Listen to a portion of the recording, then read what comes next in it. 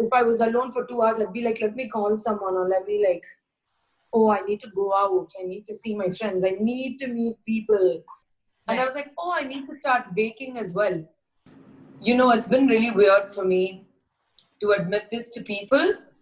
I don't need cuddles, and I know it sounds weird, but I like it when I get it. But if I don't get cuddles and snuggles, I'm fine. So important to make your bed in the morning. I never used to understand the value of this. Like, use the bananas before they go off. I'm like, I'm sorry, this is not funny.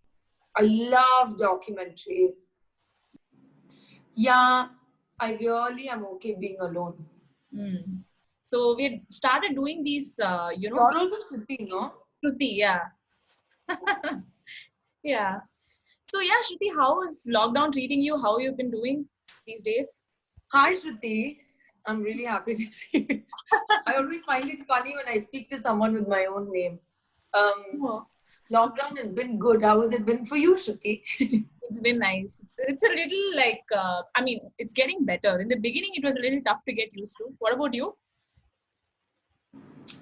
You know, it's been really weird for me to admit this to people, but I've been fine from the beginning until now.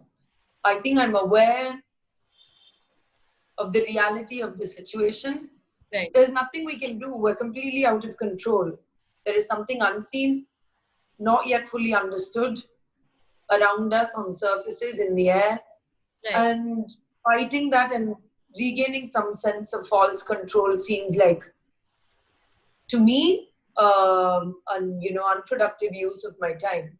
Absolutely. And I knew it would extend. I also now know that though lockdown is easing in different ways in different parts of the world at different timelines, normal is not what we remember. The new normal is going to be completely different. Sure. Absolutely. And speaking about your lockdown diaries, I must say on Instagram, you're just such like a burst of positivity. You speak about Thank you. a range of things. You tell people to stay safe, and you cook, and you play music. So how has that been for you, that journey, especially ever since the lockdown started? Because you've spoken about how it was an important period for you to learn about yourself, right? Yes. So way before lockdown, maybe I would say a couple of years ago, maybe 3-4 years ago, I decided to take a break. And that break was in order to reassess a lot of decisions, choices, whatever you want to call them in my life. Right. And restart with music as a part of my life, different forms of expression through writing. I just felt like I wasn't living my best life, to put it simply. Right. So I was already kind of onto this kind of journey. And I think that's very important for any artist of any kind. So by the time the pandemic happened and by the time lockdown happened, I was mentally prepared, and I'd done a lot of work on myself, my anxieties, my fears, in order to take this in the best way possible. Sure. Absolutely. To put it as concisely. Definitely. So tell us a little bit about your cooking adventures, because it's such a hit on Instagram. Please do tell us about that. I love cooking. I've always loved cooking. Right. I've I have a place in London. So when I got my flat in London, I was watching this show called Great British Bake Off, which I love. And I was like, oh, I need to start baking as well. And I had this oven which I was using as storage. So I was like, let me use this. Nice. And then I expanded into baking and stuff, which I never did before. Right. And so it was always Indian food. And this was born out of necessity because I lived in America and I could never make sambar for myself. Right. And when I was studying there, I was thinking of like dosa and sambar, and it made me really sad.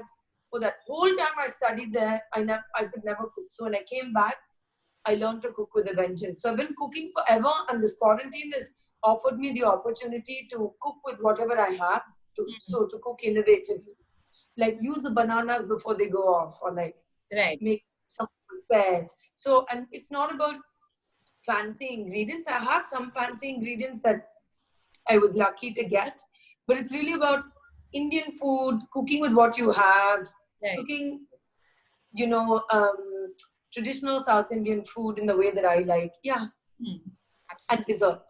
So take us through like an ideal day of yours. What do you do once you wake up during the lockdown? I wake up, I brush my teeth first always. I make my bed. So important to make your bed in the morning. I never used to understand the value of this. But now, especially in quarantine, I understand how important it is to have some semblance of a routine. I Right. work out every day.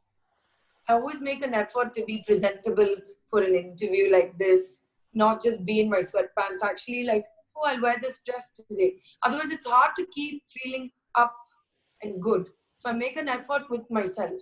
So if you were to actually ask me what is quarantine been about, it's been about reconnecting and falling in love with myself and doing things for me because it makes me feel good.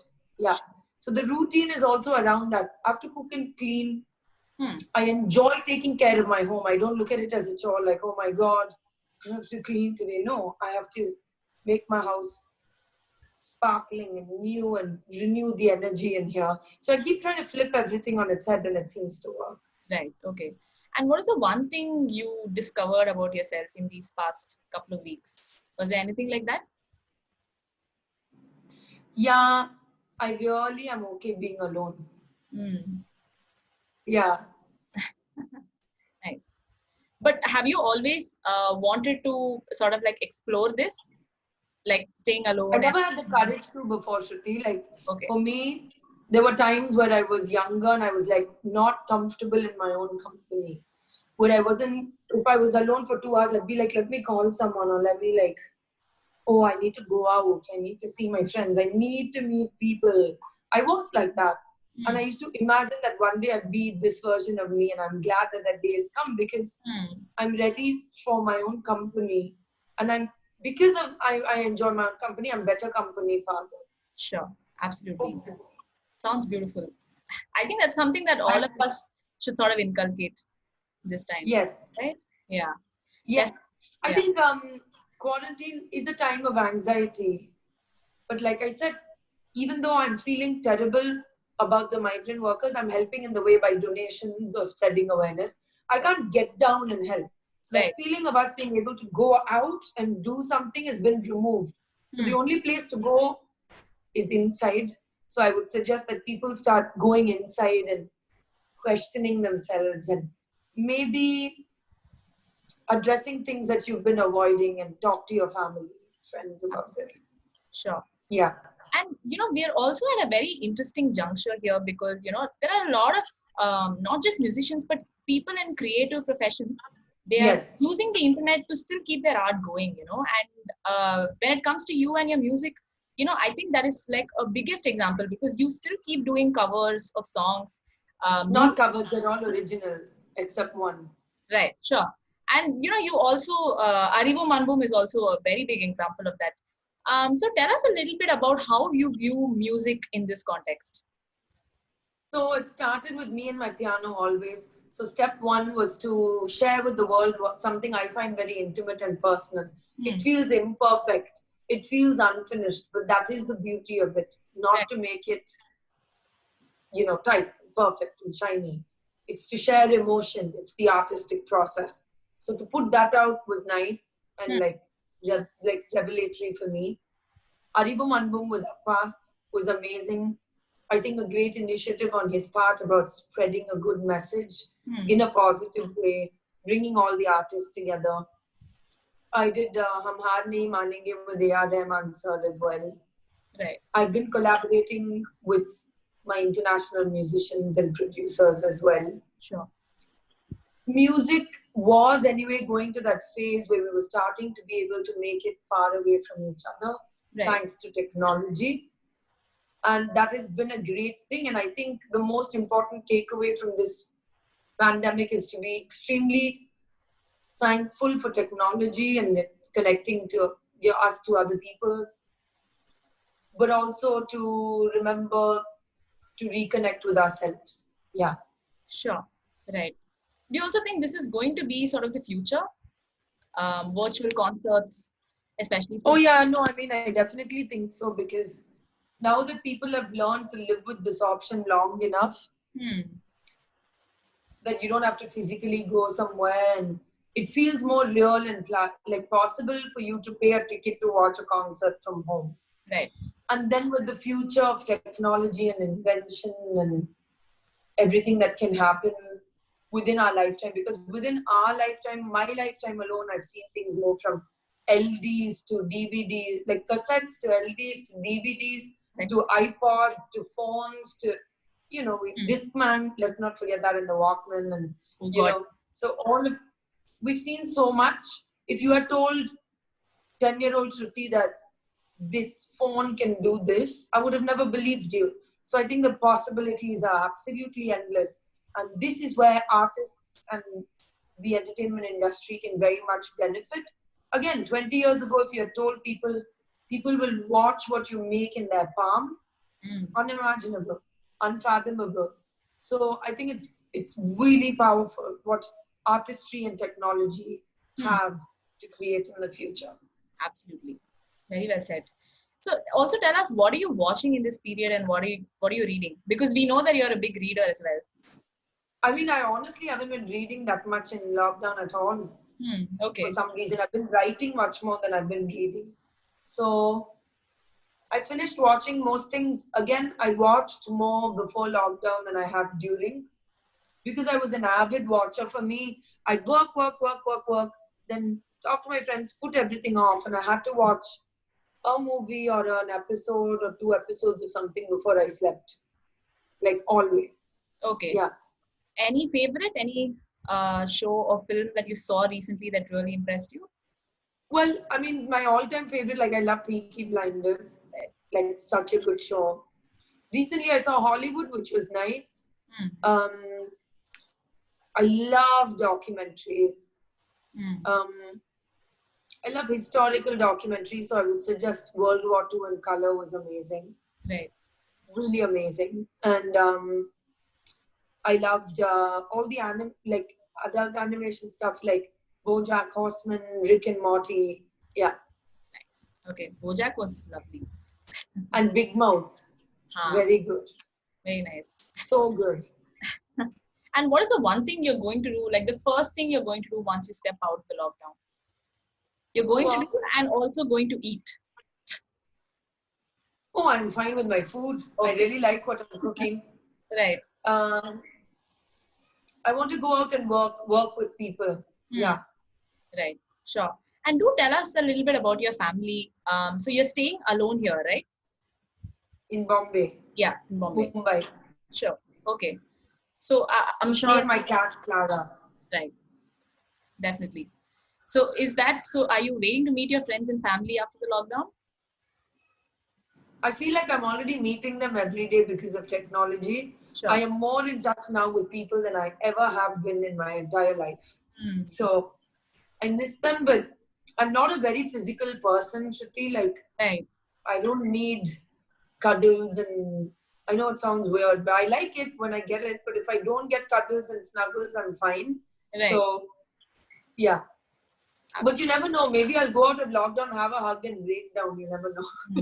I guess, yeah. And also tell us, some of the hobbies that you'd like to pick up.